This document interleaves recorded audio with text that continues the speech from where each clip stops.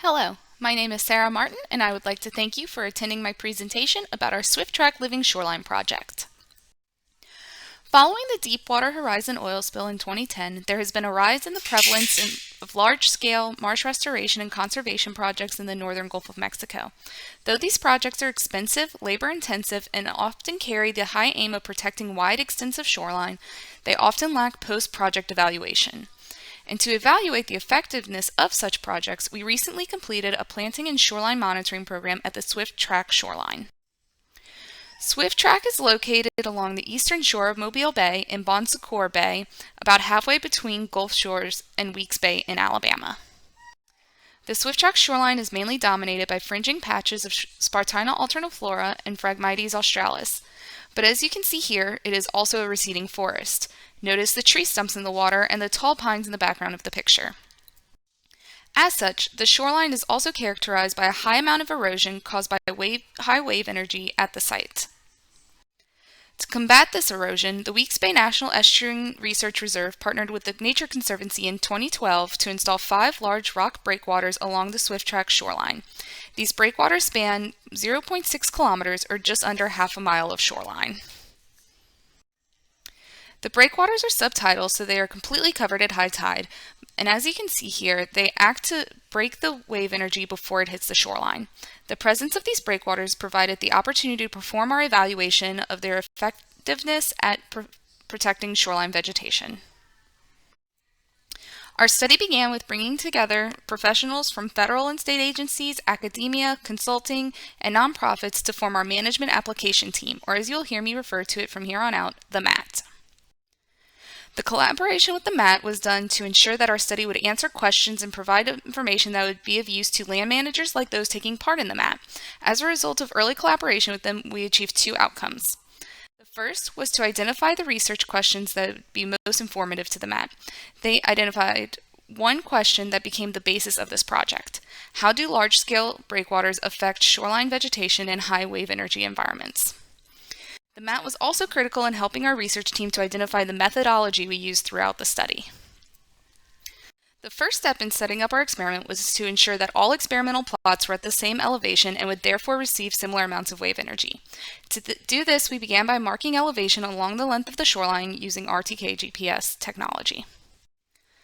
Once the shoreline elevation was determined, we established 8 plots behind the breakwaters and 8 plots along the no breakwater shoreline. All plots were 4 square meters in area. We purposefully established our plots in stands of Spartina alterniflora that had dense cover of at least 80%. As you can see, the distribution of these plots appears haphazard. This was because we had to choose plots based on the presence and density of Spartina alterniflora, which was not consistent across the study shoreline. We sampled all of these plots seasonally, so 4 times a year, to assess changes in Spartina cover within the plots. In all, we have sampled these plots 11 times in about 3 years. So we began our monitoring about 4.5 years after the breakwaters were constructed. For the first 1.5 years of our study, it appeared that the breakwaters were having no effect on shoreline vegetation. But at 6 years following breakwater construction, a breakwater effect emerged and was sustained throughout the duration of the study.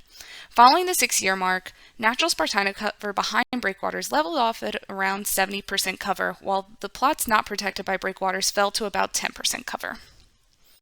So we brought these results back to the MAT. After some discussion, they had one question for our research team. Is it really an effect of breakwaters? In other words, could it just be that we happened to establish our plots in areas along the shoreline that were just always going to do well and the Spartina was happy there with or without the breakwaters? Which is a fair question given the inconsistent nature of the shoreline.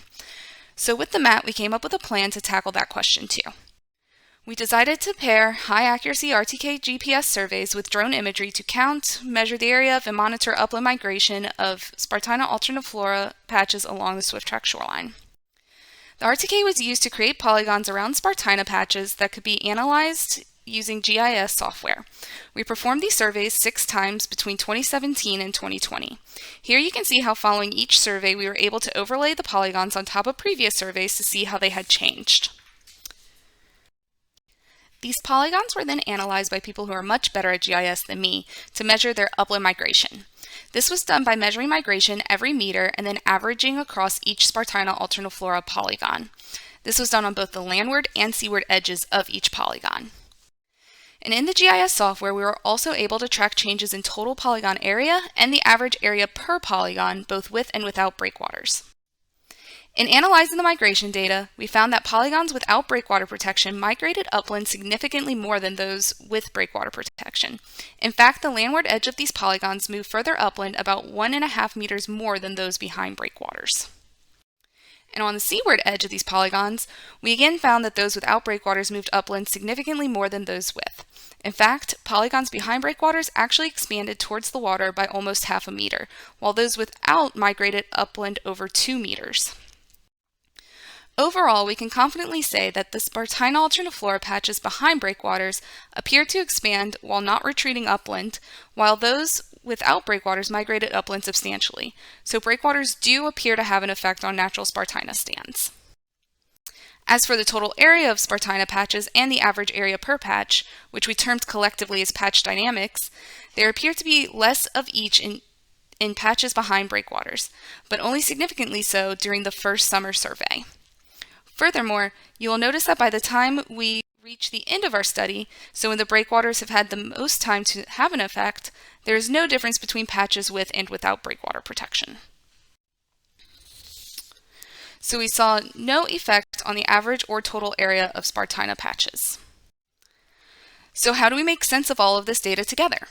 Well, we have 3 data types to consider: fixed plot cover, Spartina patch upland migration, and other patch dynamics. First, we saw that breakwaters do in fact increase the shoreline cover compared to plots not protected by breakwaters. But breakwaters don't seem to increase the area of patches overall.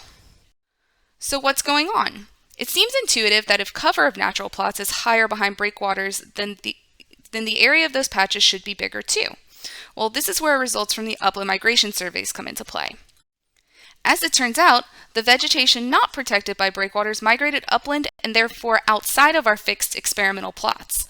So this suggests that the effect of breakwaters in this high wave energy environment is actually to help patches of vegetation to maintain their position along the shoreline. So some final thoughts or key takeaways from this study. First, we would not have been able to unravel what was happening along the SwiftTrack shoreline without employing multiple methods to monitor the vegetation. Each of the 3 methods were important to disentangle the effects of the breakwaters. Second, long-term evaluation was critical. While our study began 4.5 years after the construction of the breakwaters, continuing monitoring over the next 3 years gave us an almost 8-year look at how shoreline vegetation changed.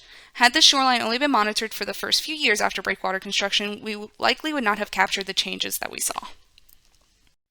Third, stakeholder engagement matters. Without the MAT, we would not have even done the RTK and GIS work, and we would have only had one piece of the puzzle, the fixed plot analyses.